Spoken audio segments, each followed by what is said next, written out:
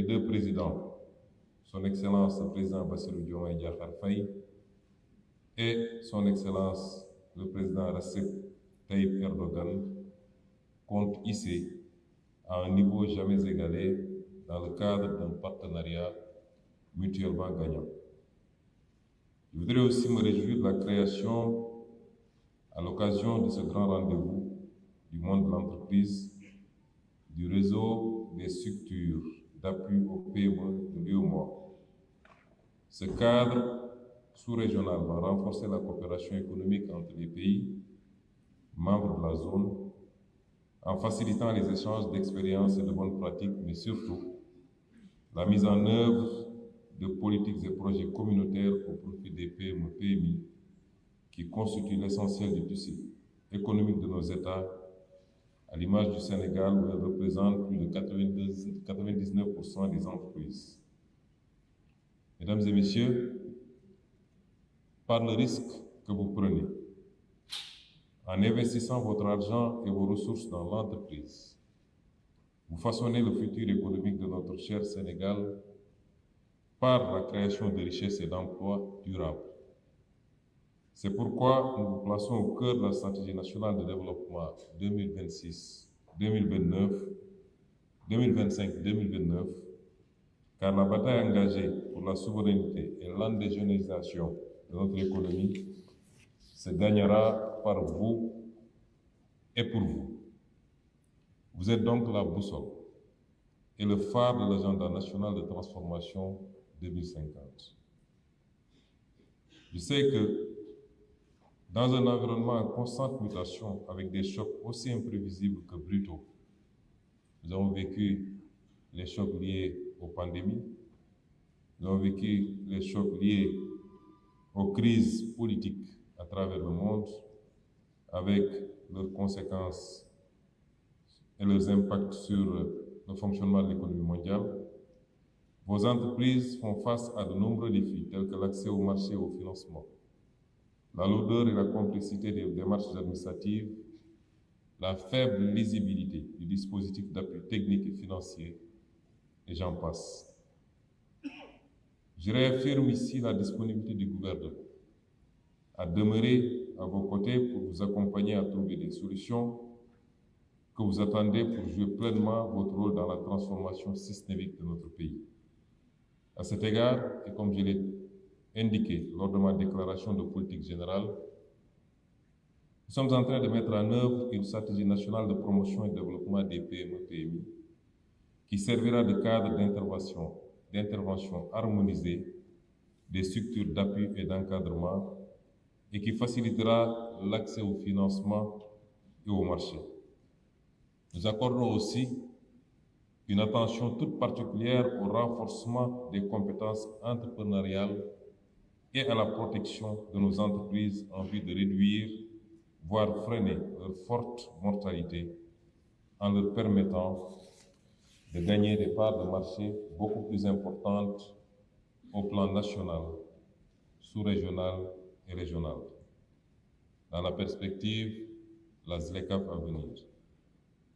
En outre, les réformes nécessaires seront engagées pour améliorer la gouvernance du secteur, l'environnement des affaires, rendre accessibles les facteurs de production, mettre en place des mesures d'incitation fiscale plus adaptées et renforcer la politique du contenu local en vue de favoriser le développement de nos entreprises.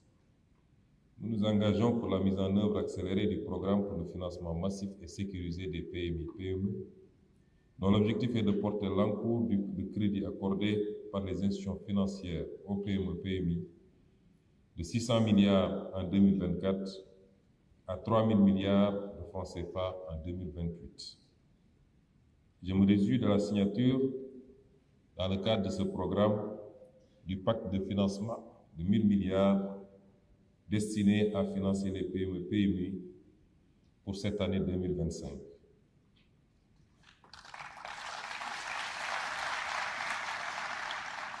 J'invite donc toutes les parties signataires du pacte de financement au respect des engagements souscrits pour que les 1 000 milliards annoncés soit effectivement décaissé au profit des PME, PMI et soit surtout judicieusement utilisé en faveur de notre économie.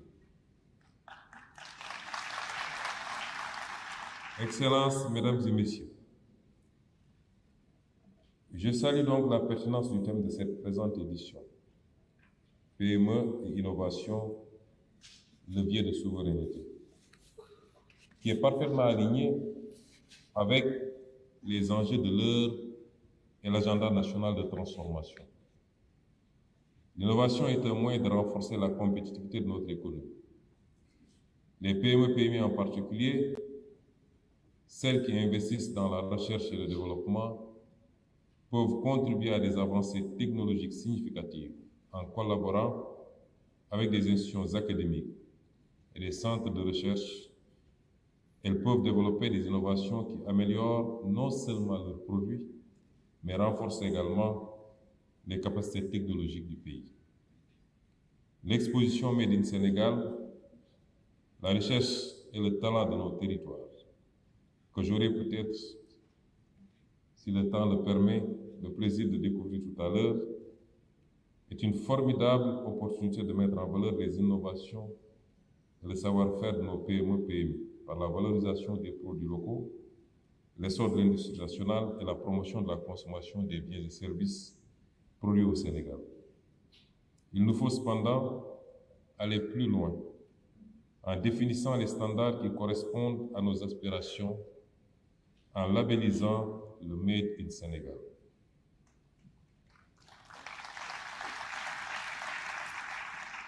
Au mois d'avril prochain se tiendra la deuxième édition du Forum Invest in Sénégal, dont l'APIX est le principal maître d'œuvre. Cet important événement, consacré à la mobilisation des investisseurs internationaux et nationaux, répond à l'ambition du Sénégal d'être un hub régional en matière d'investissement direct étranger. Les projets structurants, notamment le plan quinquennal 2025-2029 de l'agenda national de transformation, trouveront à ce forum un excellent cadre pour renforcer les investissements privés au Sénégal.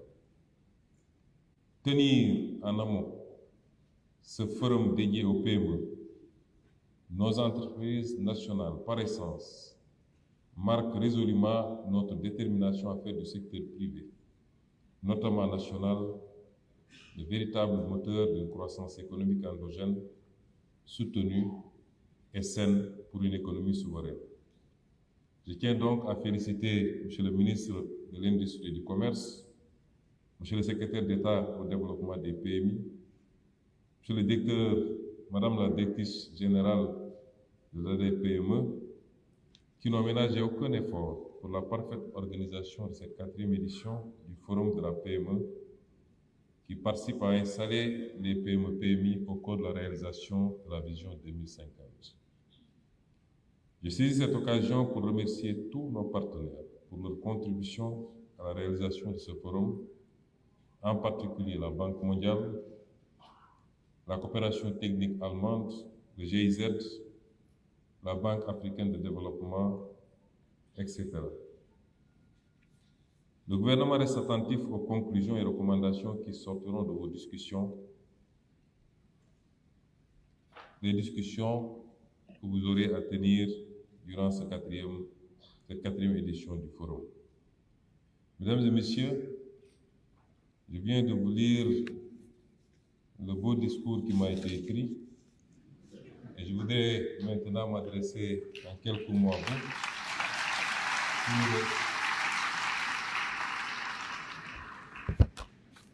Je voudrais insister sur l'importance du secteur privé dans notre agenda et notre programme. Nous sommes à l'ère du patriotisme. Le patriotisme est le moteur qui cimente et qui fait fonctionner toutes les nations et tous les États. Qu'ils soient revendiqués ou pas, chaque pays, chaque État a pour mission, principalement, premièrement, de promouvoir et de travailler à ses intérêts, aux intérêts de son peuple. Le patriotisme se différencie du nationalisme puisqu'il n'est pas exclusif. Et ce patriotisme peut se décliner sous plusieurs formats, parmi lesquels le patriotisme économique. Et c'est pourquoi le gouvernement, sous la direction et les orientations du président de la République, a déjà travaillé à élaborer un projet de loi sur le patriotisme économique qui sera incessamment soumis à l'Assemblée nationale pour mieux protéger et mieux promouvoir notre économie.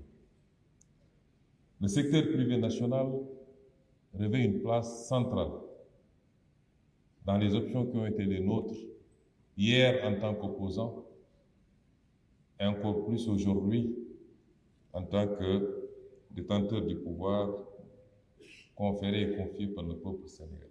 Et c'est pourquoi dans le plan, dans la vision 2050 et dans ses déclinaisons dans le master plan, dans ses déclinaisons dans le plan quinquennal, dans le complément de financement qu'il nous faut aller chercher, puisque le plan doit être financé sur une projection d'à peu près 18 000 milliards, équivalent à la dette que nous avons trouvée ici. Dans le complément de financement, la plus grande partie est attendue du secteur privé. Mesdames et messieurs, le monde traverse une évolution perceptible avec les changements politiques intervenus dans un certain nombre de pays qu'on peut considérer comme des puissances, avec les orientations qui sont en train d'être définies. Et dans ce monde, nous pensons que le moteur futur de la croissance mondiale doit être l'Afrique, parce que c'est le continent qui a encore des marges extrêmement importantes de progression. S'il parvient à se stabiliser, à assurer sa sécurité et à régler un certain nombre de préalables. Ce que certains pays d'Asie ont été sur ces 30 dernières années, c'est ce que l'Afrique doit être aujourd'hui pour le monde entier. La seule question qu'il incombe de se poser, c'est est-ce que ça se fera comme ça a toujours été le cas, sans l'Afrique, ou est-ce que cette fois-ci, nous aurons les capacités de le faire par l'Afrique d'abord et ensuite avec le monde. L'Afrique a besoin, de quoi l'Afrique a besoin? L'Afrique a besoin de capitaux. Et l'Afrique a besoin de technologie. C'est de cela que nous avons besoin. L'Afrique a besoin de capitaliser maintenant sur ses atouts, parmi lesquels notre capacité à mieux bénéficier du potentiel naturel dont le Seigneur nous a doté, nos ressources naturelles, qui ne doivent plus sortir du continent dans les conditions qu'on connaît, mais qui doivent d'abord nous bénéficier. L'Afrique a besoin de se stabiliser, le Sénégal, il a besoin d'accorder aux investisseurs qui viendront de partout du monde et qui sont les bienvenus dans le cadre de coopération ouverte et mutuellement bénéfique. Ils sont des bienvenus. Ils ont besoin de trouver des pays stables, mais qui offrent un certain nombre de prérequis, comme l'a rappelé tantôt M. l'ambassadeur d'Allemagne. Nous ne pouvons pas aujourd'hui développer le pays si on est même incapable d'offrir de l'énergie en quantité, en qualité et à des coûts abordables. Et c'est pourquoi nous avons fait une option totalement différente de celle que nous avions trouvée ici.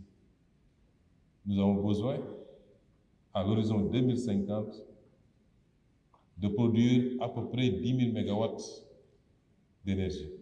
Nous en produisons à peine 1800 aujourd'hui. Ça vous donne un aperçu sur le gap. Et c'est pourquoi, très tôt, nous avons initié les discussions avec nos partenaires dans le cadre de l'exploitation du gaz de la GTA pour pouvoir capter le maximum du gaz à travers un pipeline à construire et alimenter le marché national dans le cadre du gaz de peau. L'option qu'on a trouvée ici, c'était la liquéfaction presque de tout ce gaz-là et son exportation brute, nous laissant dans une situation de devoir continuer à importer des hydrocarbures pour alimenter nos centrales. Il nous faut travailler à offrir tous ces atouts, mais il nous faut surtout travailler à capter des investissements venant de partout, mais qui impliquent fondamentalement notre secteur privé national, qui ne doit pas être un secteur privé figurant. Et c'est pourquoi nous avons parlé de cette loi sur le patriotisme économique. Mais il faut aussi que ce secteur privé se hisse à la hauteur des attentes. Tantôt, M. le Président du CNES l'a dit, l'affairisme d'État s'est terminé dans ce pays. Nous soutiendrons tous les acteurs privés qui veulent travailler sérieusement, honnêtement. Nous combattrons et nous mettrons fin aux pratiques qu'on avait trouvées ici, où une bonne partie de ce secteur privé s'enrichissait à coup de surfacturation, de marchés grassement accordés. Cela c'est fini. Arpentant les palais, créant des accointances avec les pouvoirs publics.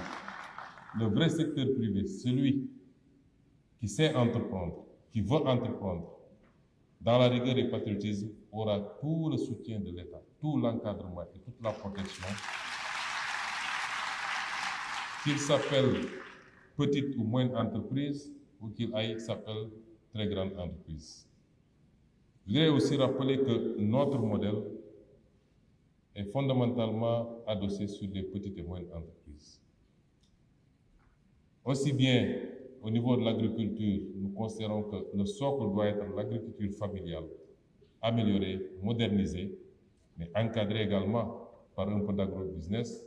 Autant nous considérons, pour un pays comme le Sénégal, c'est les petites et moyennes entreprises qu'il faut encadrer, qu'il faut organiser, qu'il faut financer, parce que c'est elles qui créent l'emploi, c'est elles qui nous permettront éventuellement de résister aux chocs exogènes.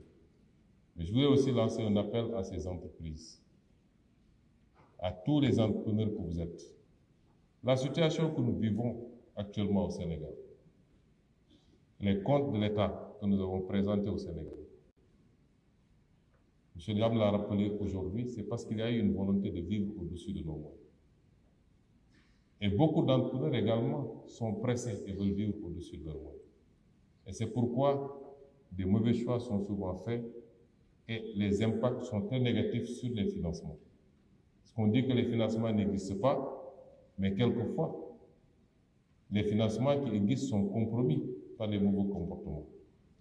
C'est pourquoi j'ai toujours dit que je ne crois pas, pour accrocher encore Mme Aïdemboy, je ne crois pas à l'entrepreneuriat rapide. Un entrepreneuriat sérieux ne peut pas être rapide. Il faut construire sur du solide. Il faut construire sur du solide et patiemment. Et c'est pourquoi, tout à l'heure en venant, j'ai interpellé Madame la déléguée générale pour voir. Elle me dit, en juin 2024, on était à 46% de taux d'impayés. Aujourd'hui, on est à 38%. Comment voulez-vous que le financement perdure et se perpétue si les crédits ne sont pas remboursés? Et nous en appelons également au patriotisme de tout un chacun. Autant au niveau du pouvoir politique, il nous faut une gestion sérieuse, rigoureuse, saine, vertueuse et patriotique, autant dans tous les segments de la société, et particulièrement dans le segment que vous occupez, que je considère comme étant le plus important. Nous devons tous faire notre introspection et gérer les choses avec beaucoup plus de rigueur. Et sous ce chapitre et sous ces conditions, je puis vous assurer, malgré les difficultés dans lesquelles nous avons hérité de cet État, que tous ensemble, nous allons nous relever. Nous allons relever ce pays. Parce que nous ne pouvons pas échouer. Un pays qui a tous les atouts que nous avons ne peut pas échouer. Et c'est pourquoi nous avons réussi devant la vidéo. Je voudrais sur ce déclarer ouverte la présente session et vous remercier de votre aimable attention.